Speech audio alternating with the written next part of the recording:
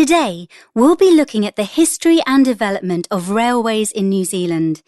Let's start by thinking about what a difference they made to people's lives, the people who were living in New Zealand in the 1800s. Before the railways were built, transport could be slow and unreliable. Goods were often transported by sea for the first part of their journey and then up or down a river to their destination. Using the road to transport heavy goods would have been impossible. There was too much mud and too many stones. But once the railways were built, everything changed. Farmers could send their milk by train.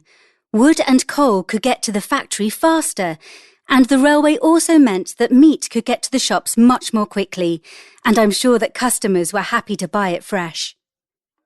Another thing we should think about is the impact that the development of the railways had on the New Zealand landscape. During the 1900s, many forests were cut down so that railways could be built, and next to the railway lines, it was then necessary to construct many towns. They were created for the thousands and thousands of people who worked on the railways and their families. Now, one interesting difference between the railway in New Zealand and railways in other countries is that New Zealand trains have always been used to carry more goods than people.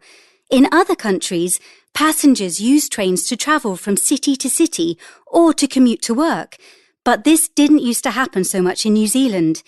However, nowadays, it is becoming more and more expensive to buy petrol, so a greater number of people are choosing to buy a train ticket instead.